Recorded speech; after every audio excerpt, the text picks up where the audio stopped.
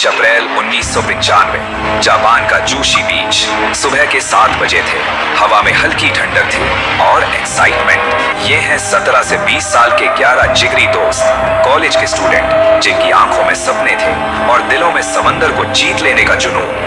आज उनकी motor launch boat चलाने की ट्रेनिंग का आखिरी दिन था। आज वो पहली बार अकेले बोट को समंदर में ले जाने वाले थे। उन्हें नहीं पता था कि ये सफर उनकी जिंदगी का सबसे लंबा और सबसे खौफनाक इम्तिहान बनने वाला था। हर ट्रेनिंग सेशन में उनके साथ एक मास्टर ट्रेनर होता था, लेकिन उस दिन किस्मत को कुछ और ही मंजूर था।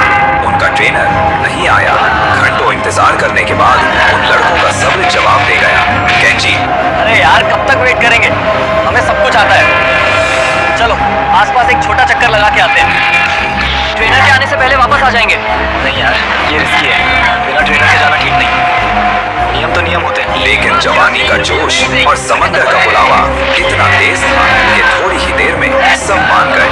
उन्होंने बोट का इंजन स्टार्ट किया और उनकी यात्रा शुरू हो गई। शुरू के 10 मिनट सब कुछ परफेक्ट था। बोट मक्खन की तरह पानी को चीरती हुई आगे बढ़ रही थी। वो चीख रहे थे, गा रहे थे, आजाद महसूस कर रहे थे। लेकिन उनका ध्यान ही नहीं रहा कि वे बीच से कितनी दूर आ गए हैं। जब हिरोशी ने पीछे मुड़कर देखा तो किनारा एक छोटी सी धुंधली लकीर जैसा लग रहा था। हिरोशी, हमें लौटना चाहिए। हमें लौटना चाहिए, हम बहुत दूर आ गए हैं। अरे चिलकर हिरोशी। अगले 20 मिनट में वे इतनी दूर पहुंच गए जहां से जमीन का नामो निशान नहीं था।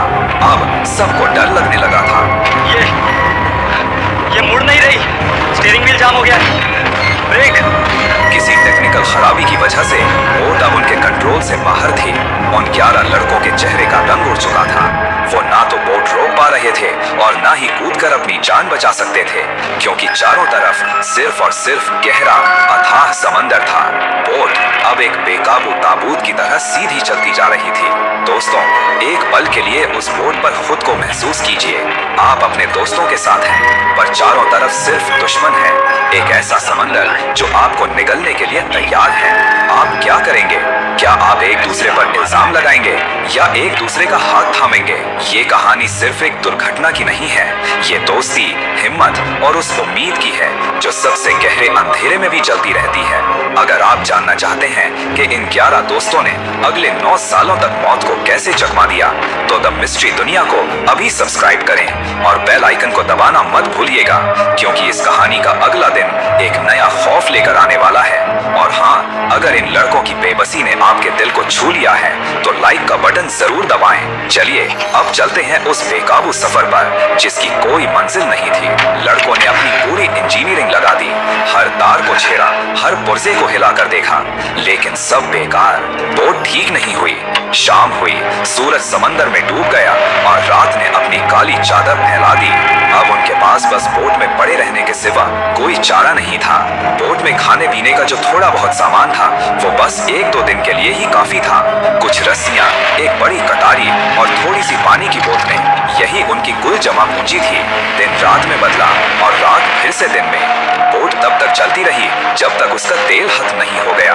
फिर एक सुबह बोट रुक गई, लेकिन ये राहत की बात नहीं थी, ये और भी डरावनी थी, क्योंकि वे अब समंदर के बीचों बीच थे, एक तैरती हुई जेल में कैद। दूर दूर तक ना कोई किनारा, ना कोई पहाड़, ना कोई पेड़ पौधा, कुछ भी नहीं, सिर्फ लहरें थी जो उनकी बोट से आकर टकरा रही थी। पहला दिन, दूसरा दिन, तीसरा दिन वे उसी तरह तैरते रहे।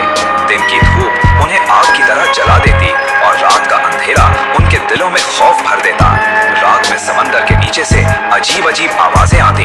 कभी कोई बड़ी मछली या कोई अनजाना जीव उनकी बोट से जोर से टकराता और वे डर के मारे एक दूसरे से चिपक जाते। चौथे दिन शाम होते होते मौसम ने करवट ली। आसमान में काले बादल घेराए और देखते ही देखते एक भयानक समुद्री तूफान उनकी छोटी सी बोट पर टूट पड़ा। समंदर की ऊंची ऊंची लहरें उन्हें किसी खिलौने की तरह इधर उधर पटकने लगी। घंटों तक मौत का ये नाच चलता रहा। उन्हें लगा आज उनका आखिरी दिन है, लेकिन जब रात खत्म हुई और सुबह की पहली किरण फूटी तो उनकी आंखों को जिस चीज पर यकीन नहीं हुआ वो था सामने नजर आ रहा एक द्वीप। उस द्वीप को देखकर उन्हें ऐसा लगा जैसे किसी मरते हुए इंसान को सांसें मिल गईं। उन्होंने अपनी बची खुची हिम्मत जुटाई और किसी तरह अपनी बोट को द्वीप के किनारे की तरफ धकेलना शुरू किया और आखिरकार 4 दिनों के बाद उनके पैरों ने जमीन को छुआ। वे दौड़कर द्वीप के अंदर भागे। प्यास से उनका गला सूखकर कांटा हो गया था। वे पागलों की तरह पानी ढूंढने लगे और तभी उनमें से एक काइतो की नजर एक नारियल के पेड़ पर पड़ी। बोट से मिली रस्सी के सहारे वे पेड़ पर चढ़े और मीठे नारियल पानी से अपनी प्यास बुझाई। उस दिन नारियल का वो पानी उन्हें अमृत जैसा लगा।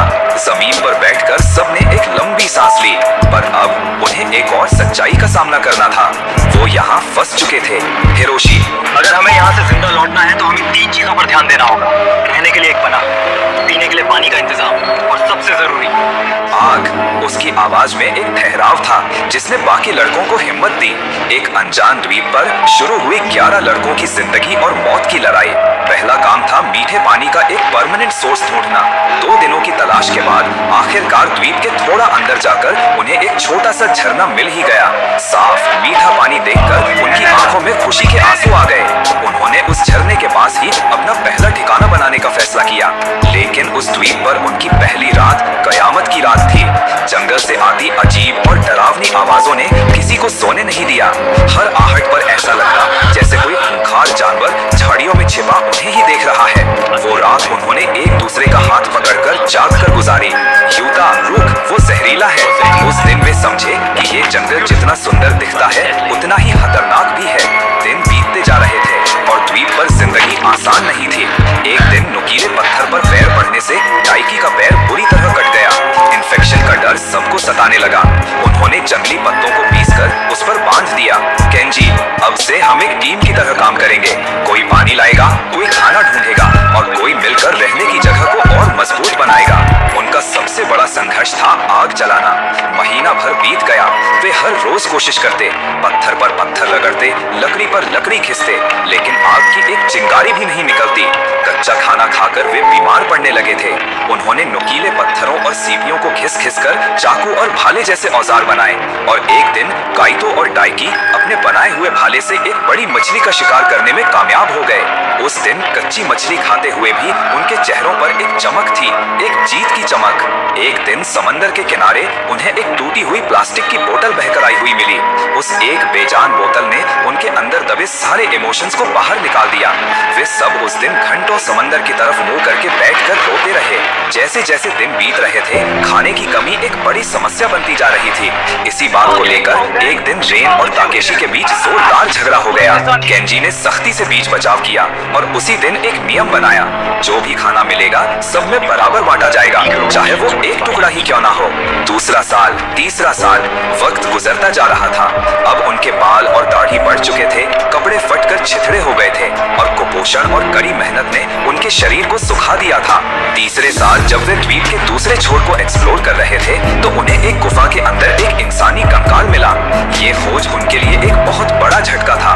ये इस बात का सबूत था कि वे पहले इंसान नहीं थे जो यहाँ फंसे थे और यहाँ से निकलना लगभग नामुमकिन है।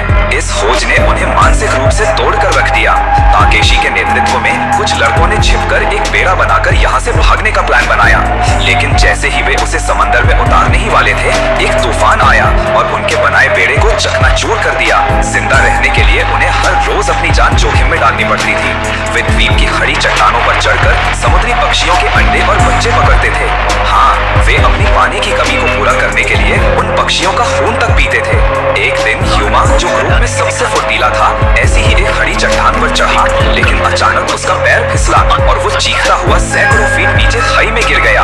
ह्यूमा एक बहुत ही पतली चट्टान की कगार पर आकर अटक गया था। किसी तरह लड़कों ने रस्सियों और लताओं की मदद से उसे ऊपर खींचा। ह्यूमा को ठीक होने में कई महीने लग गए, लेकिन इस हादसे ने उन्हें एक दूसरे के और करीब ला दिया था। एक दिन द्वीप की सबसे ऊंची चोटी पर उन्होंने एक पुराना वीरान गांव देखा। गांव पूरी तरह से बर्बाद हो चुका था, लेकिन वहां उन्हें काम की 2 चीजें मिली, कुछ जंगली सब्जियां और बहुत सारी जंगली मुर्गियां। ये उनके लिए किसी खजाने से कम नहीं था। देखते ही देखते उनके पास लगभग 200 मुर्गियां हो गईं। वे उन्हें मारते नहीं थे, बल्कि अंडों के रूप में एक लगातार फूड सोर्स का इस्तेमाल करते थे। 8 साल बीत चुके थे। एक दिन अपनी टूटी हुई बोट के कबाड़ हो चुके पुर्जों को खंगालते हुए उन्हें एक अविश्वसनीय चीज मिली, एक टूटा हुआ मैग्नीफाइंग ग्लास। उन्होंने उस मैग्नीफाइंग ग्लास से आग जलाने की कोशिशें शुरू कर दी, लेकिन बार बार नाकाम होते रहे। और फिर 9वें साल के आखिर में एक खिली हुई तेज धूप वाली दोपहर में हिरोशी और युमा आखिरकार आग जलाने में कामयाब हो ही गए। जैसे ही पहला धुआं उठा और फिर एक छोटी सी लौ जली, वे हैरान रह गए। वे चिल्लाए, आग आग जल गई। बाकी लड़के दौड़ कर आए और उस छोटी सी लौ को देखकर किसी बच्चे की तरह नाचने लगे, रोने लगे। 9 साल के बाद उन्होंने आग देखी थी। उसी रात 9 साल में पहली बार उन्होंने पकी हुई मछली खाई। गर्म खाने का वो स्वाद, वो खुशबू, उसे महसूस करके वे सब फूट फूट कर रो पड़े। अब उनका एक ही मकसद था, उस आग को किसी भी कीमत पर बुझने नहीं देना। उन्होंने द्वीप की सबसे ऊंची पहाड़ी की चोटी पर सूखी लकड़ियों का एक विशाल ढेर बनाया, जिसे उन्होंने सालों से इकट्ठा किया था, और एक दिन उसमें आग लगा दी।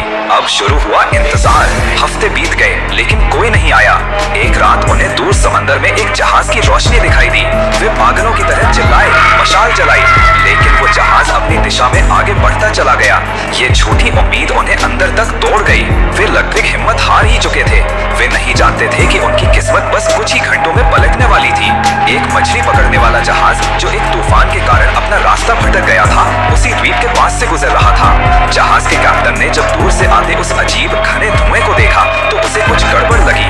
उसने जहाज को उस तरफ मोड़ने का फैसला किया। जब लड़कों ने अपनी तरफ आते जहाज को देखा तो उन्हें अपनी आंखों पर यकीन नहीं हुआ।